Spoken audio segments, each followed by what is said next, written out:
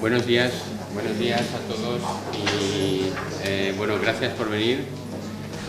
Continuamos con los seminarios de la Fundación y hoy la verdad es que es un placer poder presentar a nuestro conferenciante Alberto Forteza. El doctor Forteza es médico, hizo la licenciatura en Salamanca, hizo la tesis también allí en Salamanca y luego se marchó a hacer la residencia al Hospital 12 de Octubre, donde se ha quedado ya hasta el momento actual, que está dirigiendo la unidad de síndrome de Marfan. Y en paralelo además es jefe de servicio de cirugía cardiovascular del Hospital Quirón. Es el Quirón, ¿no? Sí. Que antes estuviste en el Robert. Sí. Bien, bueno, la verdad es que hasta ahora hemos tenido los conferenciantes que han venido, tenían un perfil más genético y más básico. En este caso concreto, el perfil de Alberto Forteza es mucho más clínico y de cirugía, pero también muy centrado en el aspecto genético, en las bases genéticas del síndrome de Marfan, que es un síndrome que desde hace muchos años, pues por un lado a los cardiólogos, por otro lado a los genetistas, ha sido algo que nos ha interesado muchísimo por toda una serie de características que él irá comentando y desgranando a lo largo de la charla. Durante estos años ha hecho estancias de corta duración en París, en Toronto, etcétera, donde ha ido continuando su aprendizaje en el campo de la tecnología, nuevas técnicas, etcétera. Ha participado obviamente y ha escrito diferentes publicaciones y ha participado en proyectos, y en estos momentos el hecho de estar dirigiendo esta unidad de Marfan pues indica por un lado su interés y por otro lado el interés que tiene esta enfermedad para el mundo científico en general. De manera que muchas gracias por acudir y gracias por darlo. Muy bien. Nada, muchas gracias a vosotros y a Virginia y a Sistemas Genómicos por la invitación para participar en este seminario. Y como han comentado, la charla es sobre todo clínica y al final algún aspecto quirúrgico. Espero que no os asuste, se va a ver sangre, o sea que bueno, espero que no os asuste las diapositivas o los vídeos. Y lo que voy a hablar es de esta enfermedad, que es el síndrome de Marfan, centrándome en el diagnóstico y manejo cardiovascular. El síndrome de Marfan en realidad es una fibrilinopatía. Se llama síndrome de Marfan en honor al médico que lo descubrió, que fue un médico francés. En 1896 publicó un artículo en una revista francesa describiendo el caso de una niña pequeña de 5 años, a la que describió como una niña con extremidades extremadamente largas y delgadas. Fue el primer caso reportado de síndrome de Marfan y por eso la enfermedad lleva su nombre. A lo largo del 1900, pues distintos investigadores han ido desarrollando las manifestaciones típicas de la enfermedad, que son la ectopía de cristalino, manifestaciones cardiovasculares. En la década de los 30 y hace muchos años pues se vio que la herencia era autosómica dominante, aunque fue a raíz de los estudios del doctor McKusick en Johns Hopkins, que es el hospital del mundo referencia en esta enfermedad. En su libro Trastornos hereditarios del tejido conectivo, pues describió prácticamente las manifestaciones clínicas de la enfermedad como la conocemos en nuestros días. Pero remontándonos a la antigüedad, pues hay el primer caso conocido de síndrome de Marfan es del faraón Akenatón, se cree. Los egiptólogos discutían entre 3 enfermedades que podía tener. Una era el síndrome de Froelich, que es un síndrome que se caracteriza por retraso mental, que no debía tener, y hipogonadismo. Tuvo 10 hijos, o sea que ese síndrome se descarta. Hermafroditismo es otra posibilidad y síndrome de Marfan la tercera, que parece que es la más plausible. Otros personajes de la historia famosos con síndrome de Marfan los podéis ver en la diapositiva. Es la reina María Estuardo de Escocia.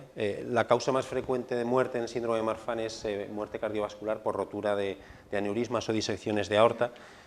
Estos personajes no murieron de eso, pues posiblemente por el periodo histórico en el que vivieron. Ella murió decapitada a los 40 y pico años, Lincoln de un disparo a los 56, Paganini murió a consecuencia de un tratamiento con mercurio por la sífilis y además pues por un cáncer que tenía, y Rachmaninoff, que era otro músico, pues de un cáncer de pulmón. Más reciente, pues tenemos otros personajes conocidos con síndrome de Marfan, que en ocasiones, por sus características, pues se han orientado a determinadas profesiones o deportes. Él es Michael Phelps, conocido por todos, aunque, como veremos luego, según los actuales criterios, no se podría diagnosticar de síndrome de Marfan. Él es Javier Botet, un paciente operado por nosotros y que participa en muchas películas de cine español en las que siempre hace un papel un poco siniestro, y él es el actor que todos conocéis, que hizo, por ejemplo, la película Ghost, que tampoco murió de causa cardiovascular, murió de un cáncer de laringe, creo.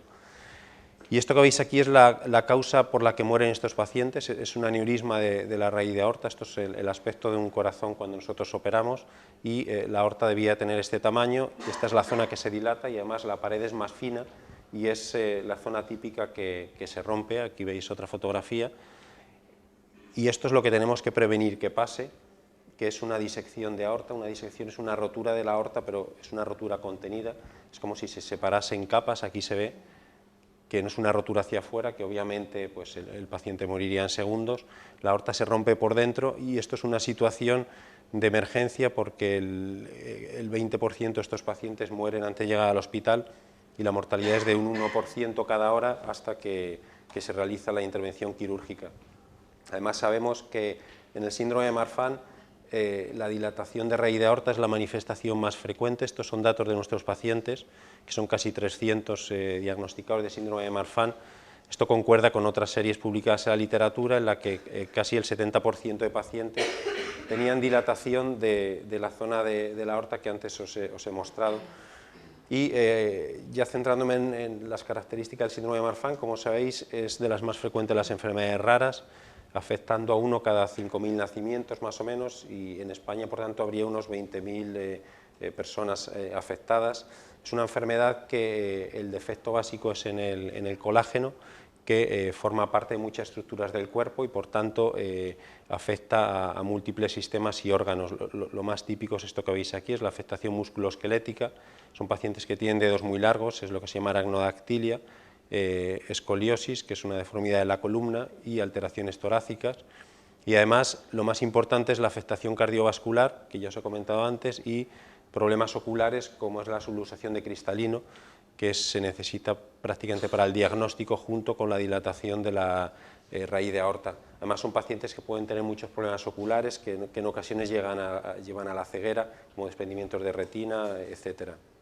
Pero es una enfermedad en la que el fenotipo muchas veces no está relacionado con el genotipo, salvo casos muy específicos, y que difícilmente pueden entenderse todas sus manifestaciones solo debidas a una fibrilina anómala, que es la proteína que se altera en estos pacientes.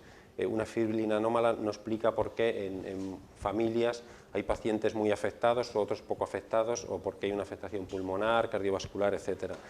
Entonces, se cree que hay otros componentes que influyen en la patogenia de la enfermedad, que se debe básicamente a una mutación en el gen que codifica la fibrilina, condiciona una fibrilina anómala y un tejido conectivo, por tanto, defectuoso.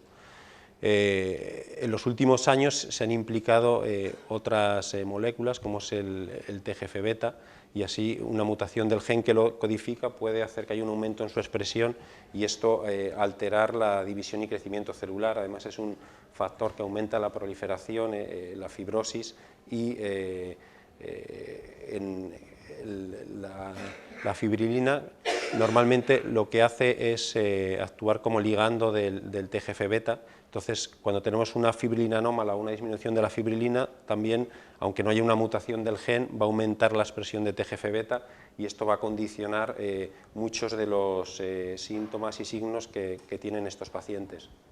Así, en los últimos 20 años, es una enfermedad en la que ha habido muchos cambios desde el punto de vista estructural, porque en la década de los 90 se pensaba que únicamente la fibrilina anómala era la responsable de todos los trastornos que sufrían estos pacientes. Hoy están más en boga las teorías regulatorias, que es la influencia de ciertas quinasas, como es la TGF-beta o la vía intracelular a través del SMAD o el ERK, va a condicionar en el núcleo una actividad que va a ser responsable de las manifestaciones en estos pacientes, y además esto se ha demostrado porque hoy día se dispone de tratamientos específicos que, bloqueando el TGF-beta, van a mejorar algunas de las manifestaciones que tienen estos pacientes. Muchos de ellos son estudios que se han hecho en animales, que luego comentaré. Hace unos años no se disponía además de ningún estudio randomizado. Hoy hay entre 5 y 10 estudios en todo el mundo que se están haciendo comparando diversos fármacos para ver el efecto que tienen sobre la aorta de estos pacientes.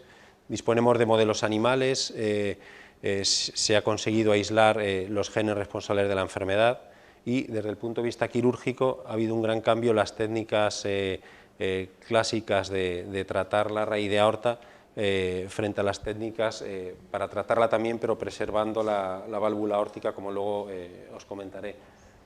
En nuestra unidad, que está en el 12 de octubre en Madrid, hemos visto hasta el momento casi 600 pacientes y de ellos 280 pues, se han diagnosticado de síndrome de Marfan según los criterios de Gante, que son los criterios, son sobre todo criterios clínicos que son necesarios para el diagnóstico de estos pacientes.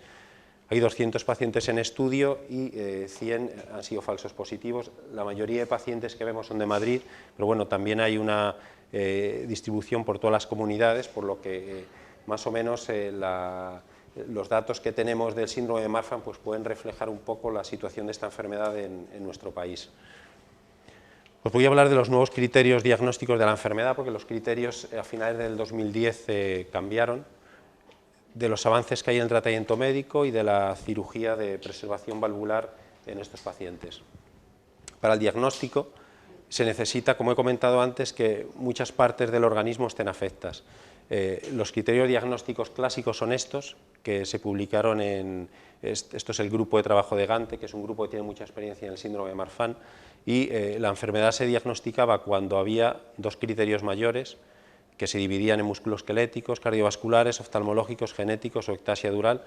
El paciente tenía que tener dos de estos y además afectada otro sistema del cuerpo. Entonces se requerían dos mayores y uno menor. Los nuevos criterios se han publicado recientemente y se han modificado por varias cuestiones. La más importante es porque había que dar más peso a la manifestación más importante en estos pacientes, que es la dilatación de la raíz de aorta, que más es la causa de muerte en estos pacientes. Entonces, en ausencia de historia familiar, únicamente el tener una dilatación de raíz de aorta con alguna de las otras manifestaciones ya es diagnóstico de síndrome de Marfan, y si además hay historia familiar, con tener únicamente una manifestación, o bien ectasia dural, subluxación de cristalino, dilatación aorta o un score sistémico de más de 7, esto ya es diagnóstico de la enfermedad. También introdujeron en estos criterios el score sistémico, que no es más que las manifestaciones musculoesqueléticas, sobre todo, que tienen estos pacientes, y según la especificidad del signo que tenían, pues se le daba una puntuación. Lo más típico es el signo del pulgar y la muñeca, que es la aracnodactilia. La prueba de rodearse la muñeca con estos dos dedos, si el dedo pequeño pasa al pulgar, pues eso es aracnodactilia. Si os hacéis la prueba a muchos, pues seguro que pensaréis que tenéis síndrome de Marfan unos cuantos. El pectus carinatum, que es el pectus hacia afuera, son 2 puntos, deformidad de los pies, neumotoras, ectasia, todo esto es lo más específico de la enfermedad, y luego a estas otras manifestaciones se les da 1 punto. Si sumado hay más de 7, pues cumple el score sistémico de la enfermedad, que esto, más la dilatación de raíz de aorta, ya es diagnóstico de síndrome de Marfan. Del diagnóstico han salido todas estas cosas, la hiperlaxitud, por ejemplo, que era la consulta más frecuente por la que remitían estos pacientes, ni siquiera se considera diagnóstico porque es algo muy poco específico, y el resto de, sobre todo estas manifestaciones cardiovasculares que se detectan en el ecocardiograma, pues son muy poco específicas también del síndrome de Marfan y por eso han salido del diagnóstico. Otro aspecto importante con los nuevos criterios es que en pacientes jóvenes se trató de definir bien la enfermedad, porque es una enfermedad estigmatizante, sobre todo en gente joven, pues les va a limitar mucho pues, su vida habitual, la práctica deportiva, etc. Entonces, para el diagnóstico se requiere no solo que la aorta esté dilatada, sino que sea una dilatación importante. Esto que veis aquí del Z son scores que se usan para ver la severidad de la dilatación de aorta. Entonces, aunque la aorta esté dilatada en estos pacientes, tenga un score de menos de 7, si la aorta no está muy dilatada, o sea, con un Z menor de 3, Se habla de enfermedad no específica del tejido conectivo, no de síndrome de Marfan, y también con aortas no muy dilatadas, aunque hay una mutación del gen de la fibrilina, se habla de síndrome de Marfan potencial. Esto en pacientes jóvenes. Como sabéis, el síndrome de Marfan es evolutivo, entonces hay que seguir a los pacientes. Hay veces que van desarrollando signos o síntomas a lo largo de los años. Y este es el protocolo diagnóstico que seguimos nosotros en nuestra unidad. En la primera visita al paciente se le hace una historia familiar y clínica completa, una exploración, estudio ecocardiográfico, sobre todo para focalizar cómo es la raíz de aorta, y un estudio oftalmológico. Esto es el estudio básico en estos pacientes. Con esto ya podemos descartar que un paciente tenga Marfan, porque si todo esto es negativo, en este punto no tiene sentido hacer más estudios. Por ejemplo, aquí el análisis genético, plantearse en un paciente que no cumple ningún criterio, no tiene sentido, porque no va a aportar ninguna información ni se va a diagnosticar aunque tuviese una mutación.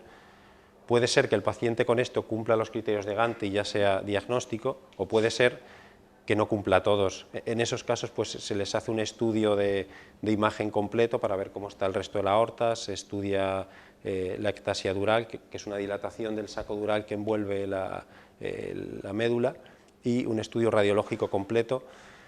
Puede pasar lo mismo, que con esto se diagnostique o no, y en casos dudosos en los que todavía no se llega al diagnóstico, pues solicitamos estudio genético a estos pacientes.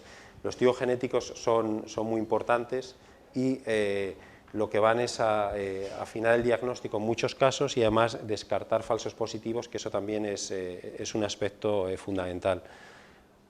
Hay que diagnosticar otras fibrilinopatías, las más importantes son estas. De estas no me voy a centrar en todas porque se prolongaría mucho la charla, pero voy a comentaros algo luego acerca del síndrome de Loeys-Dietz, que es un síndrome que se ha descrito recientemente, y lo característico del síndrome es que afecta a niños, y además los niños se pueden morir de forma súbita por roturas de aorta. Esto en el síndrome de Marfan es excepcional, porque la aorta no se rompe hasta que el paciente no tiene cierta edad, mientras que en el síndrome de Loeys-Dietz pues los niños sí que pueden disecarse, y además se diagnostica bastante fácil. Todas estas enfermedades pues necesitan su diagnóstico genético, obviamente, y una pregunta muy importante para los clínicos que se dedican en general a esta enfermedad y a otras es cuándo se debe realizar un estudio genético en estos pacientes. Entonces, para detectar afectados es fundamental, porque muchas veces no llegamos al diagnóstico con las herramientas que tenemos para diagnosticarle, tanto desde el punto de vista de imagen como clínico. Entonces, en pacientes que cumplan criterios, pero no todos, se les debe realizar un estudio genético para analizar todos los genes implicados en la enfermedad. Además, vamos a excluir a los falsos positivos. Otro aspecto importante en los pacientes que ya sabemos que tienen síndrome de Marfan según los criterios de Gantt, es fundamental descartar en su familia quiénes son los portadores de la carga genética. Entonces, para el despistaje familiar también se debe hacer, y obviamente en el diagnóstico preimplantacional. Nosotros pues hemos realizado más de 100 estudios genéticos con sistemas genómicos, y de ellos más de 50 pues se han encontrado distintas mutaciones, bien mutaciones patogénicas o mutaciones de significado incierto, algunas de ellas, pues la mayoría relacionadas además con dilataciones de aorta. Estas son las mutaciones que se han encontrado, y lo que estamos proponiendo es realizar un estudio genético, sobre todo en pacientes con disecciones tipo B, que esa es la parte más grave de estos pacientes, que es la rotura de aorta contenida. Entonces, sería muy interesante saber en pacientes con disecciones, que es la peor evolución en la aorta, cuál es la carga genética que tienen, y ver si hay mutaciones que se puedan relacionar con la evolución mala de la enfermedad. Eso es un estudio que estamos planteándonos realizar, y que puede pues, dar bastante luz para saber qué pacientes van a ir mal y tener una actitud distinta con ellos. Respecto al síndrome de Loeys-Dietz, el diagnóstico, como os he dicho, es viendo la úvula del paciente. Esto es la fotografía de una niña que operamos, que al explorarla tenía una úvula bífida. Se caracteriza por esto, por hipertelorismo, que es tener separadas las cejas, y por tortuosidad arterial. Esto prácticamente es diagnóstico, pero además obviamente hay un diagnóstico genético que son mutaciones en los genes TGFBR1 y TGFBR2, y como os he comentado antes, esto es una publicación en New England en 2007, que es cuando se describió la enfermedad. Lo más característico es que la media de supervivencia es mucho más baja que el Marfan. Los pacientes viven una media de 25 años si no se diagnostican y se tratan pues, de forma rápida. Nosotros hemos visto 13 casos de síndrome de Loeys-Dietz y, como veis, es una enfermedad muy agresiva. En estas dos familias pues, hay éxitos incluso en niños, este fue un caso de 13 años, y el resto de pacientes pues, están operados porque se les opera de forma profiláctica antes que en el síndrome de Marfan. Este es el caso de la niña que os he comentado, una niña de 9 años. Se sospechaba síndrome de Marfan porque tenía todos estos hallazgos que son típicos del síndrome de Marfan, y lo característico de este caso es que la aorta se fue dilatando independientemente del tratamiento médico que le dábamos. Cambiamos fármacos y aumentando dosis incluso, pues estos son los diámetros de la aorta, se ve cómo la aorta fue creciendo independientemente de del fármaco que se le daba. Esto es un crecimiento muy rápido, normalmente una aorta cuando crece suele crecer con una velocidad de 1 milímetro por año, entonces como veis aquí pasó de 38 a más de 45 en muy poco tiempo. Esto unido a la úvula bífida pues, nos hizo sospechar el síndrome de Loeys-Dietz, que precisamente se confirmó aquí en sistemas genómicos el diagnóstico, y la niña fue operada pues, con un diámetro de aorta menor del habitual y fue bien. Las pruebas de imagen son fundamentales en estos pacientes porque la aorta puede estar dilatada en cualquier zona. Fijaos qué dilatación tan bestial de raíz de aorta, ocupa casi todo el tórax del paciente. Es esto. Debía tener este diámetro, aunque esta es la zona típica de dilatación en estos pacientes, pero se puede dilatar cualquier segmento de la aorta y se deben hacer estudios, sobre todo con resonancia magnética, dependiendo del diámetro que tengan, de forma anual y sobre todo si se han operado, hacerles un seguimiento también anual. Este es otro caso de una paciente que lo que tenía era una dilatación de las arterias carótidas, de la carótida izquierda, entonces hay que estudiar todas las arterias del cuerpo y pueden tener más manifestaciones. Esto fue una paciente de 30 años que se intentó hacer un diagnóstico preimplantacional, que creo que fue aquí, no sé si fue aquí, pero el caso es que después de hacerse los estudios genéticos se vio en una prueba de imagen que no podía tener hijos porque tenía un meningocele gigante que le ocupaba toda la cavidad pélvica. Entonces, el hacer estudios de imagen en estos pacientes es fundamental antes de decidir ninguna actitud a tomar. Son pacientes que necesitan tratarse con medicamentos y en los últimos años ha habido bastantes avances en el tratamiento médico.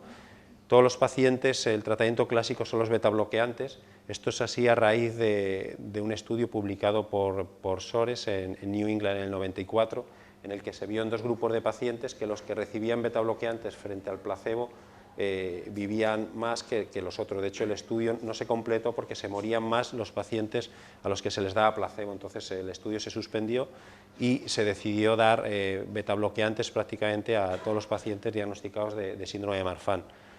Los betabloqueantes lo que hacen es disminuir la velocidad de crecimiento de la aorta, disminuye el riesgo de rotura o disección, y además es importante darlos cuando la aorta esté poco dilatada para que tengan más efecto en prevenir la progresión en el crecimiento.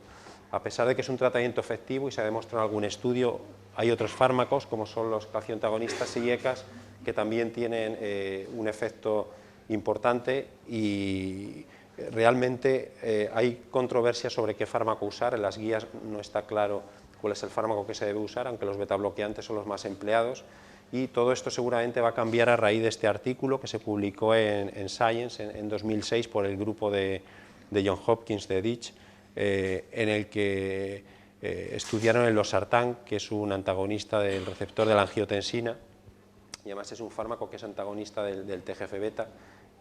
Vieron cómo prevenía el desarrollo de aneurismas en modelos de ratón con síndrome de Marfan.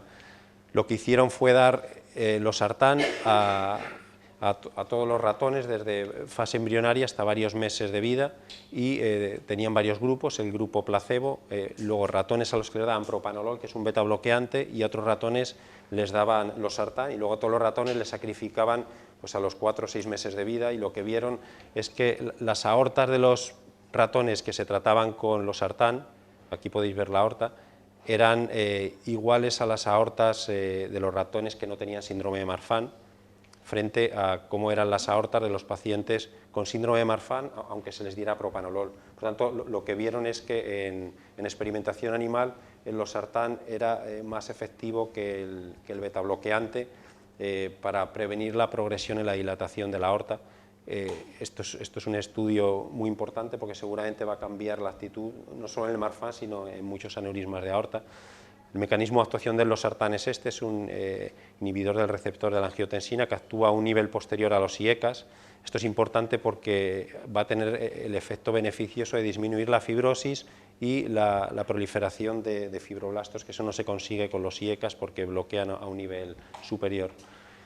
En base a estos estudios experimentales, en humanos se publicó este estudio en New England, es el único estudio publicado que fue un estudio en niños, en 18 niños se vio que con distintos tratamientos pues la raíz de aorta crecía progresivamente y cuando se inició tratamiento con losartán se vio que la disminución en la progresión de la aorta fue significativa.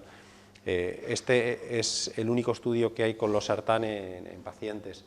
Y en base a los estudios experimentales y a esto, lo que se han hecho en el mundo es varios estudios randomizados, comparando los betabloqueantes con el losartán para ver cuál es el tratamiento más efectivo en estos pacientes. Se están haciendo más o menos 6 estudios importantes en el mundo y en España estamos haciendo uno que luego os comentaré. Estos son un poco el resumen de los estudios que hay. En general son estudios más o menos que oscilan entre 100 y pico y 500 pacientes. Algunos de ellos son multicéntricos y lo que comparan es el efecto del betabloqueante con el losartán mediante pruebas de imagen y siguiendo a los pacientes más o menos pues, entre 3 y 5 años. El más importante es el multicéntrico que se está haciendo por el grupo de Boston en Estados Unidos, Canadá y Bélgica, son 600 pacientes y todavía no hay resultados de ninguno de los estudios. El primero que va a dar resultados es el nuestro, que es un estudio que estamos haciendo con Valdebrón, son 150 pacientes, todos con síndrome de Marfan, y estamos tratando de comparar los efectos del losartán frente al atenolol, no solo en ver la disminución de eventos clínicos, sino en cómo modifica la elasticidad de la aorta un fármaco frente al otro. El estudio finaliza este año, en 2012, y yo creo que en menos de un año pues, podrá haber resultados sobre qué fármaco es superior para tratar estos pacientes. En cualquier caso, en base a la literatura médica, lo que está claro es que a pacientes con síndrome de Marfan se les debe dar un tratamiento crónico para prevenir las complicaciones cardiovasculares. Hasta que no haya un resultado de los estudios randomizados, el fármaco de elección pues, debe ser todavía el tratamiento betabloqueante, aunque si se confirman los resultados que se han visto en animales, es muy probable que el losartán sea el tratamiento de elección, pero hay que esperar a los resultados con humanos. La preservación valvular voy a hablaros un poco de la cirugía de estos pacientes, que al final pues prácticamente el 40% van a necesitar una cirugía para reemplazar la raíz de aorta y prevenir que se pueda romper.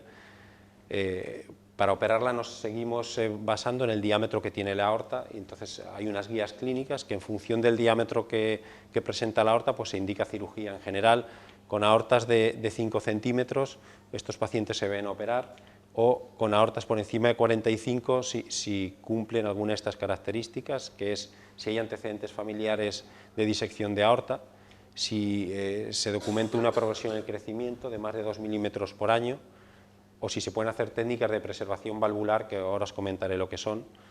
En el Lois-Dietz, como os he comentado antes, la cirugía se indica con 4 centímetros por la agresividad sobre la pared de la aorta. Pero los pacientes no solo se deben operar en función del diámetro que tiene la aorta, porque hay otros condicionantes. Además, realmente no sabemos cuándo un paciente se va a romper o no, porque hay pacientes que tienen una aorta de 7 centímetros y no se ha roto, y otros con 4 se rompe. Entonces, hay otros condicionantes que están pendientes de estudio, como es la elasticidad que tiene esa aorta, y seguramente hay factores genéticos o de otras moléculas que intervienen, y es un campo muy interesante de estudio. La velocidad de crecimiento que tiene la aorta es otro aspecto importante, si hay antecedentes familiares. Por ejemplo, en mujeres jóvenes el deseo de tener un embarazo pues puede hacer que se intervenga antes para prevenir que la aorta se le pueda romper durante el embarazo, que es una fase más proclive a la rotura. Y lo que se les hace a estos pacientes son básicamente estas dos técnicas.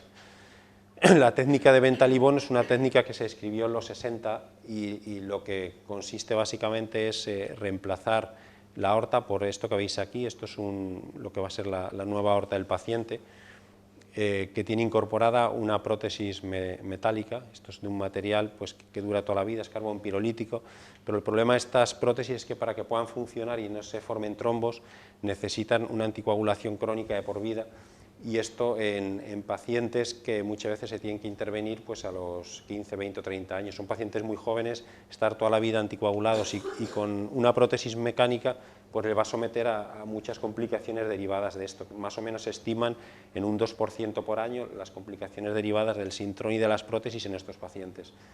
Entonces, por eso en la década de los 90 surgieron técnicas que lo que hacen es reemplazar toda la raíz de aorta igual, o sea, quitar todo el aneurisma, pero dejando solo la válvula del paciente, para no tener que poner una prótesis y que los pacientes no tengan que tomar sintrón.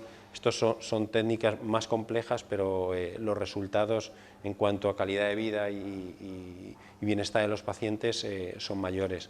La técnica que tiene más preponderancia en estos pacientes es esta, que es la técnica de David, o reimplante valvular aórtico. David es un cirujano canadiense que opera en Toronto y es el que describió esta técnica en los 90.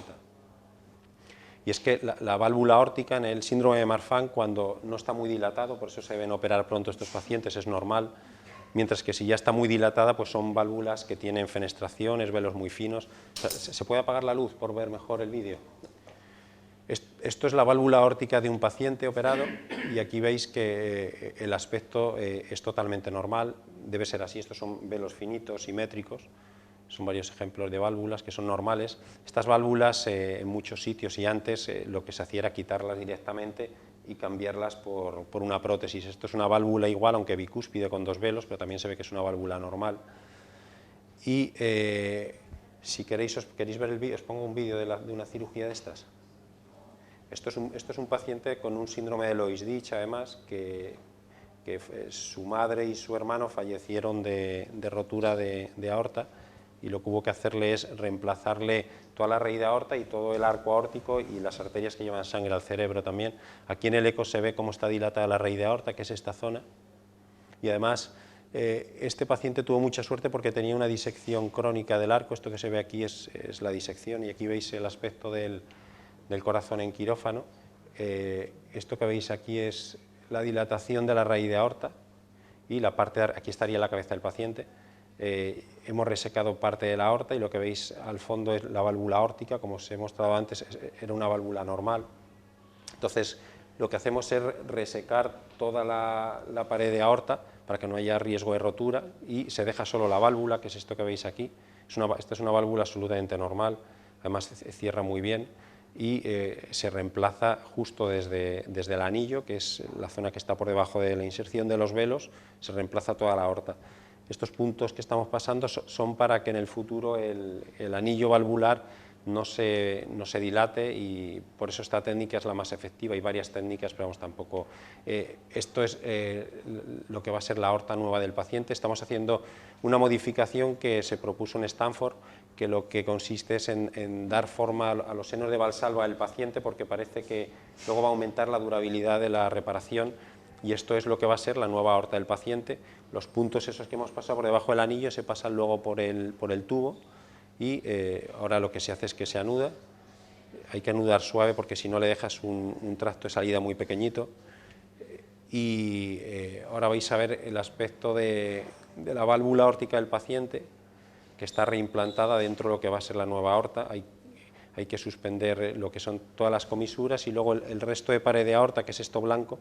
Aquí estamos comprobando que la válvula funciona bien, porque uno de los riesgos de esta cirugía es que dejes una válvula pues insuficiente o que funcione mal, y eso es un problema porque obliga a reoperar al paciente en pocos años. En este caso funcionaba bien. Luego hacemos otro test. Esto es un agujero que se hace para coser las coronarias, eso es una de las arterias coronarias, y aquí estamos cosiendo un segundo tubo. Esta fue la modificación de Stanford para dar forma a la unión sinotubular y conformar la geometría normal de la raíz de aorta. Aquí estamos infundiendo sangre a bastante presión, ahora lo veréis.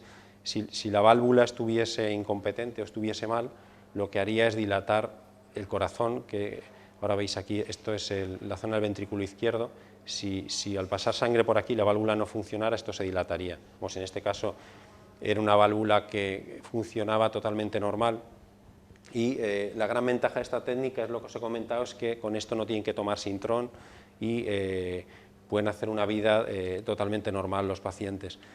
Este caso fue más complejo porque hubo que reemplazarle además todo el arco aórtico, que es lo que veis aquí. Todo esto son las nuevas ramas arteriales a los troncos supraórticos y toda la aorta reemplazada. Y ese es el aspecto del corazón, pues una vez finalizada la intervención. Y en el eco, que no sé si se verá ahora, pues en el eco se vio que la válvula aórtica era normofuncionante y no tenía mayor problema. Bueno, estos son más fotos, pero bueno, ya os he enseñado el vídeo. Hay varias técnicas que se pueden hacer y luego hay cirugía sobre los velos para reconstruirlos, etc. La serie nuestra de pacientes operados con esta técnica es una de las más grandes de Europa. Hemos operado pues, 182 pacientes con técnicas de preservación valvular y de ellos pues, casi 60 con síndrome de Marfan. En general, con esta técnica, 160 pacientes. Los resultados de esta técnica son muy buenos, pues la mortalidad ha sido solo de un 1,2%. Esto es una mortalidad muy baja, normalmente la mortalidad valvular es un 5% más o menos, y además ha habido muy poquitas complicaciones, seguramente porque en el fondo son pacientes sanos, tienen la dilatación de aorta, pero son corazones sanos, son pacientes jóvenes, entonces el riesgo de mortalidad es muy bajo. Frente a los beneficios que aporta pues, el prevenir de una posible disección. Además, la supervivencia en el tiempo, el seguimiento medio es de 40 meses, con una supervivencia muy buena y una libertad de reoperación también muy buena, y la gran mayoría pues, están libres de tratamiento anticoagulante. Como conclusiones de la charla quería recordar varios aspectos que he contado. Yo creo que el papel fundamental y es hacia dónde van las líneas de investigación. Aunque la detección de los genes es importante, pero la investigación va más hacia el mecanismo de acción de las moléculas que van a intervenir en el núcleo celular y moléculas o citoquinas como el TGF-beta, RC y SMART, pues son lo que se está estudiando ahora mismo, y la posibilidad de tratamientos médicos específicos frente a cada una de las moléculas, frente al TGF-beta-YAI, que es el losartán. Los estudios genéticos siguen siendo fundamentales en estos pacientes, para el diagnóstico, por supuesto, pero creo que se debería ir más allá y tratar de buscar patrones genéticos que pudieran predecir el desarrollo de disecciones, que realmente es la causa de muerte de estos pacientes. Hasta que no haya resultado de los estudios randomizados, los betabloqueantes deben ser el tratamiento de elección. Se deben hacer pruebas de imagen a todos estos pacientes de forma regular, y la cirugía debe ser precoz para prevenir las complicaciones más graves, pues es la disección o la rotura de aorta. Como os he comentado, la preservación valvular lo que va a hacer es evitar la anticoagulación crónica de los pacientes y la morbilidad de las prótesis mecánicas, y va a conseguir optimizar la vida de una población además muy joven. Y yo creo que esto es lo que quería contaros un poco en resumen del síndrome de Marfan. Muchas gracias por vuestra atención.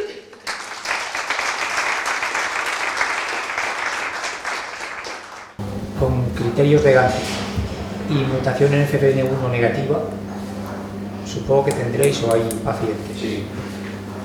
Hoy por hoy no hay otros genes, no hay heterogeneidad genética descrita en Marfan. O sea, que no sea Lois Diez, que no sea... No hay ahora mismo otros... No, yo creo que los genes implicados son los tres que se buscan, ¿no? Que es el FBN1 y los dos TGF-beta.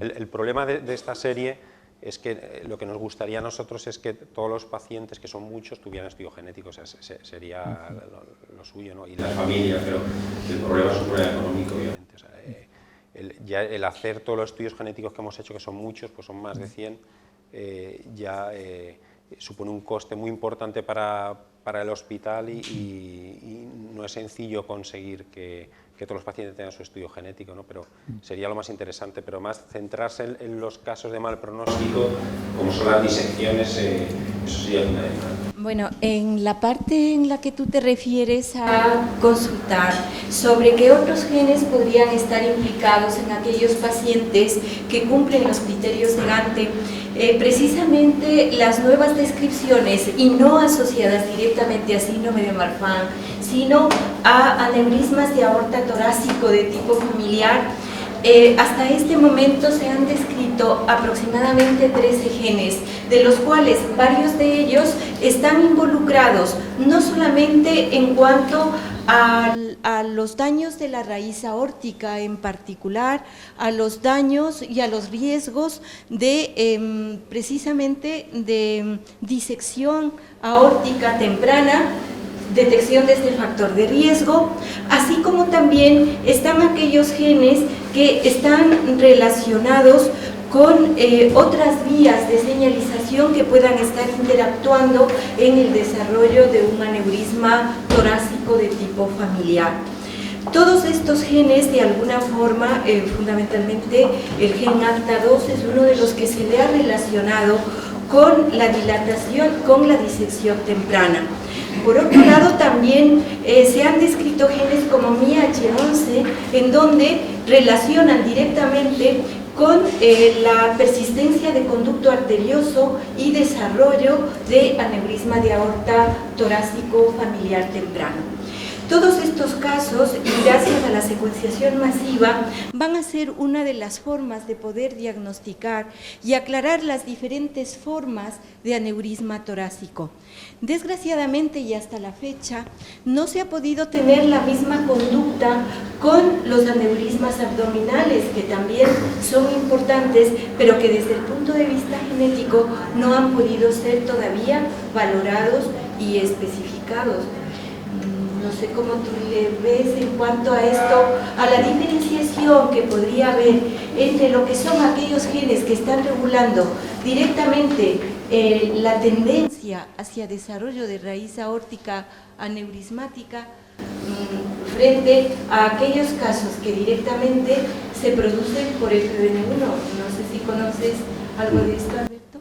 No, pero es que aparte los aneurismas abdominales que comentas y en otras localizaciones, el mecanismo es otro. O sea, el mecanismo por debajo de la subclavia es un mecanismo aterosclerótico, entonces la dilatación de aorta o rotura por debajo es otro proceso patológico, tiene otra patogenia distinta en la que habrá influencia genética, pero ahí ya influye lo que es toda la aterosclerosis, que eso es otra enfermedad. Entonces, los aneurismas que realmente interesan y tienen más carga genética, está en relación con las conectivopatías, son los de la raíz de aorta y aorta ascendente, que son los que pasa como la válvula bicúspide, que asocia dilatación de aorta, y también hay un defecto en la matriz extracelular y todo esto. Esos son los que interesaría más el ampliar el estudio genético.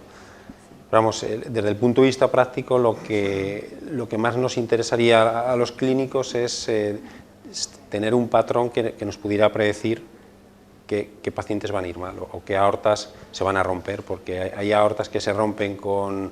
En las guías está puesto el punto de corte en 5 centímetros, pero no significa que una aorta de 5 centímetros no se pueda romper.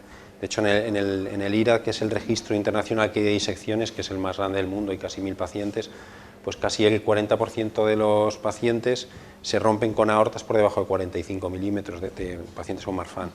Entonces, pues tiene que haber otros parámetros que hagan que una aorta se rompa, o bien que se pueda saber por la genética o por otras pruebas como la elasticidad. Nosotros estamos ahora estudiando bastante el tema de la elasticidad de la aorta, porque hay aortas que se rompen con un calibre y otras no. Entonces, Alberto, en ese sentido, ¿cómo es el seguimiento de los familiares a riesgo? Cuando se ha identificado al probandus, ¿cómo va a ser el seguimiento si no existen unos criterios de control más o menos de diámetro, etcétera, pero hay pacientes que se puede romper la aorta antes, ¿no? Entonces, ¿cómo es el manejo?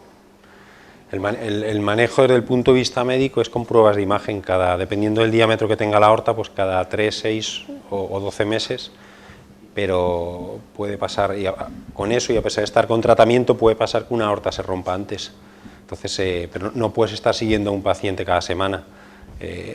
Lo que se les hace que en función del diámetro se les anticipa el seguimiento clínico con prueba de imágenes. Si la aorta a partir de 45 milímetros les crece, se deben operar. Si la aorta está estabilizada, pues se les puede seguir. O sea, también hay muchos pacientes que están estabilizados muchos años. De hecho, se ha publicado hace poquito una serie del grupo de John Doe, que es una de las más importantes del mundo, con 600 pacientes con síndrome de Marfan seguidos durante años, y cuando la aorta está por debajo de 50 es raro que se disequen, ¿no? O sea, eso desde el punto de vista del paciente. Desde el punto de vista de la familia, pues si tenemos un paciente afectado, sí que es importante descartar en la familia quiénes son los... eso obviamente tiene que ser hecho con un estudio genético, buscando la mutación específica que acondiciona la enfermedad. Hola, buenos días. Quería saber si se recomienda seguir una estrategia determinada, o sea, cuando hay preponderancia de unos criterios clínicos determinados o cuando no los hay, ante una sospecha de síndrome de Marfan. Eso en parte ya está respondido, pero bueno, teniendo en cuenta no solo el aspecto económico, porque muchas veces... que no te he oído con ponderancia de qué... Teniendo en cuenta la existencia de unos criterios mayores sobre otros. Por ejemplo, antes se recomendaba que cuando un sujeto tenía una sospecha fundada de Marfan, con su fenotipo marfanoide y pulsación del cristalino, todo esto, pues que ir necesariamente a la FBN1. Hoy en día, como existe esta heterogeneidad y la posibilidad de hacerlo todo en lotes, digamos, ¿creéis que es conveniente seguir con ese criterio de cuando fijarse mucho en los criterios clínicos mayores, en la asistencia o no, para orientarlo hacia el FBN1 o hacia otros genes, o hacerlo todo a la vez? Y quizás a veces, inclusive cumpliendo criterios clínicos, no los encuentras y te tienes que ir a otro gen, pues estudiar el FBN1, que es muy grande y muy caro, y en fin, no sé si me he explicado bien, pero hoy en día existe la posibilidad de estudiar varios lotes de genes implicados en Marfan, que aunque es caro, puede resultar más barato que ir gen por gen, ¿no? Desde luego que sí. Porque no todos los clásicos, aunque hay mayor probabilidad de cuando cumple criterios clásicos encontrar en el FBN1 que en otro, pero si no lo encuentras te vas a tener que ir a otro gen. Sí, mira, desde el punto de vista tradicional, conocemos que, si bien es cierto, y aunque cumplan los criterios de Gante, en principio empezaríamos por el FBN1. ¿Conoces tú el tamaño de este gen, que es tan grande, de mayor a 60 exones, lo cual implica que su coste por secuenciación convencional y el tiempo de resultado es tremendamente alto?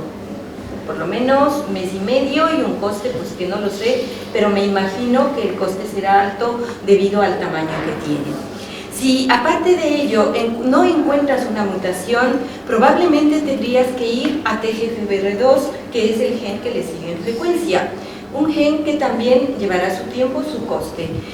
De tal manera que el hacerlo de manera secuencial, estos genes de alguna manera te implica un gasto mayor y un tiempo de espera de resultado, y que muchas veces al final del estudio te quedes sin haber detectado una mutación.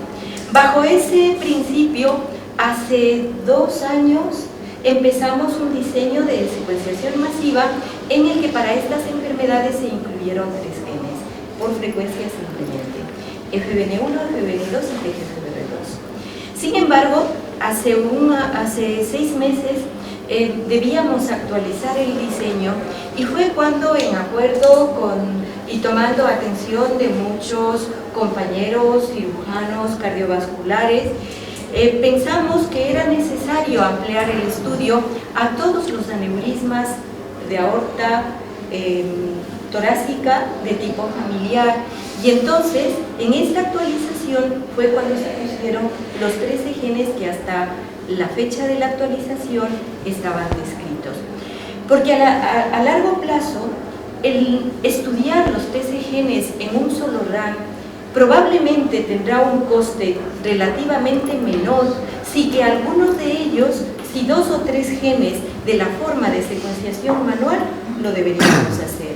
Y más aún, estaríamos garantizando que aquellos conceptos y conocimientos existentes hasta esa fecha de actualización podrán ser detectados todos los procesos.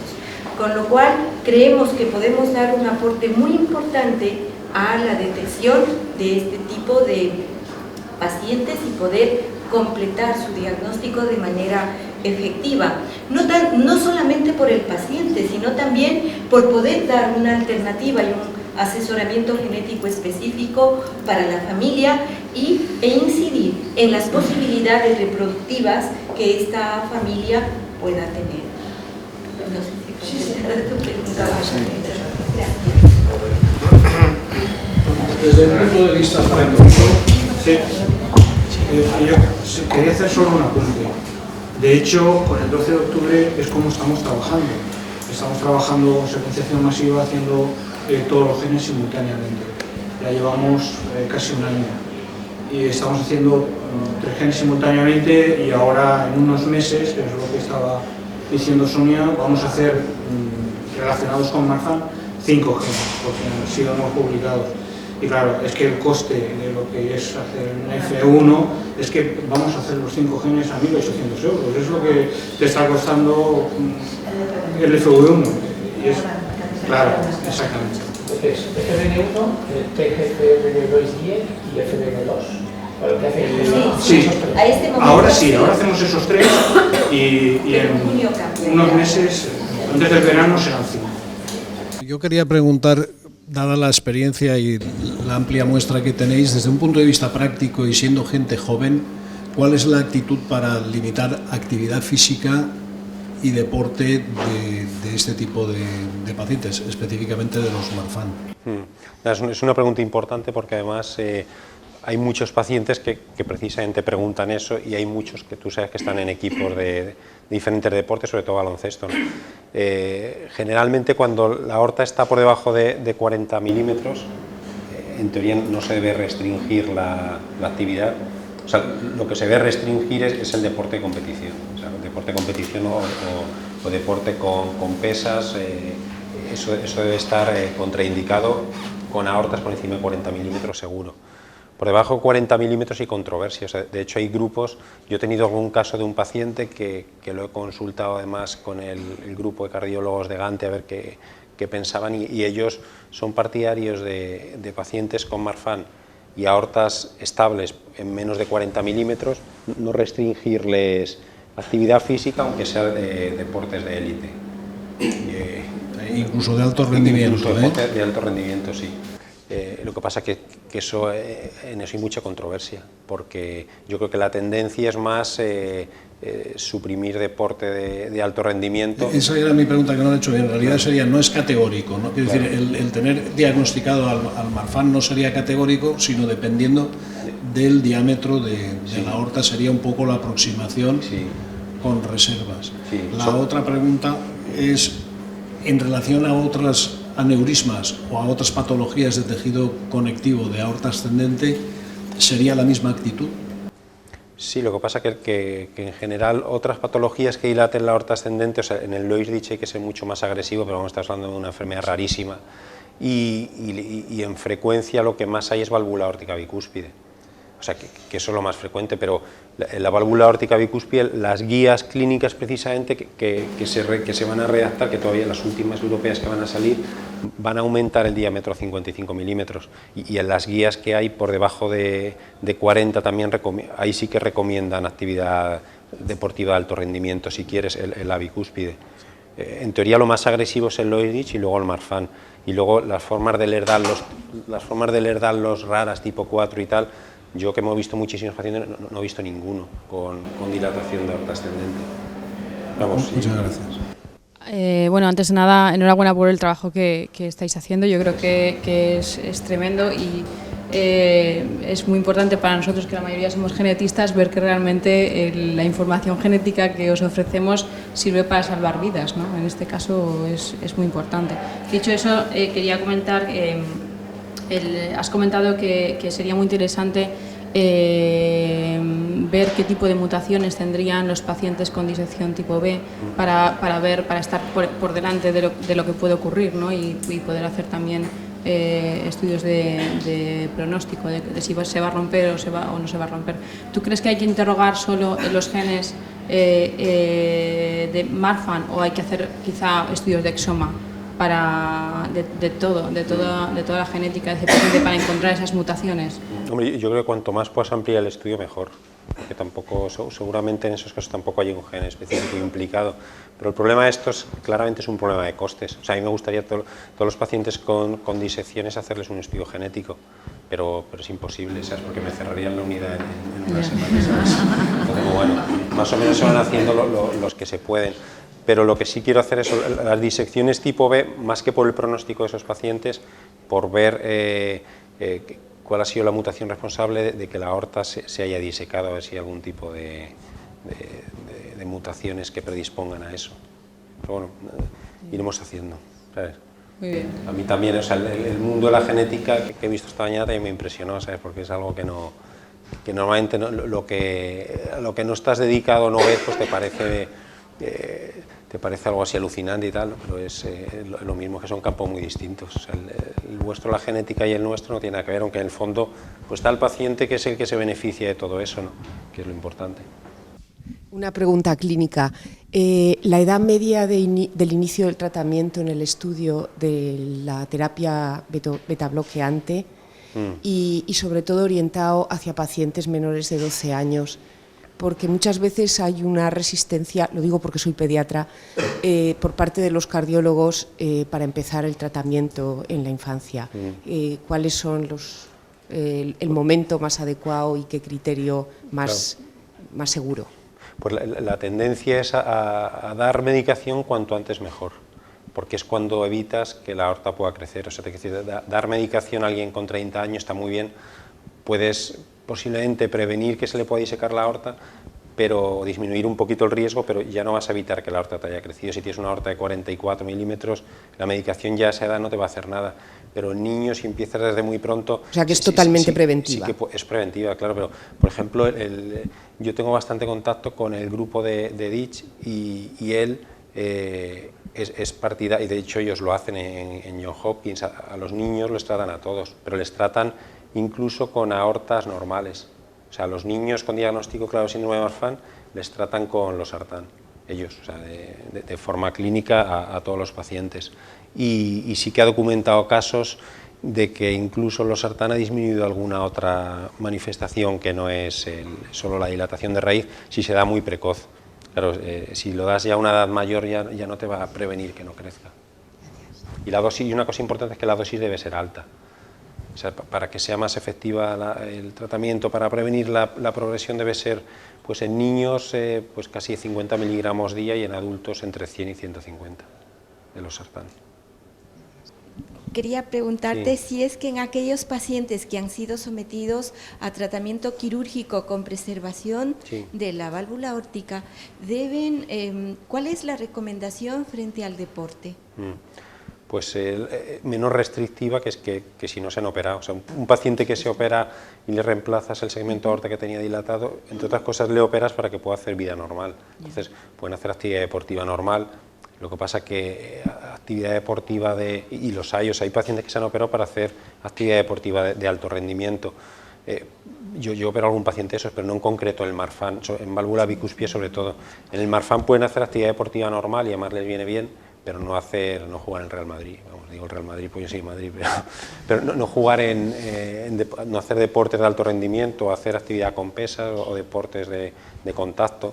Pero luego hay muchos pacientes que les operas y te preguntan por cosas que no hacían. O sea, alguno me ha dicho a mí que si se puede tirar de paracaídas. Le digo, pues tú te tirabas antes de operarte. Y dice, no, ¿y para qué te vas a tirar ahora? ¿Sabes? O sea, hay mucha gente que también se obsesiona con eso, pero el tipo de vida que pueden hacer es vida normal y deporte normal. Gracias. Una cuestión, en los pacientes con Marfan que tienen mutación en alguno de los genes conocidos, está claro cuál es el seguimiento de los familiares a riesgo, porque en función se les hace el estudio genético y entran ya en el protocolo de seguimiento. Pero hay un 20-30%, no es exactamente el porcentaje, de pacientes con síndrome de Marfan que no tienen mutación en ninguno de estos genes conocidos, por lo menos debido a la heterogeneidad genética. ¿Qué es lo que se está haciendo por ejemplo, con la descendencia o con los hermanos del paciente? ¿Qué es eso? Sí, no, o sea, una cosa es la teoría y luego la otra el punto de vista práctico y económico, ¿no? Sí, o sea, el no encontrar una mutación no excluye el diagnóstico. De hecho, tú tienes el diagnóstico que es clínico, tú tienes un diagnóstico de síndrome de Marfan.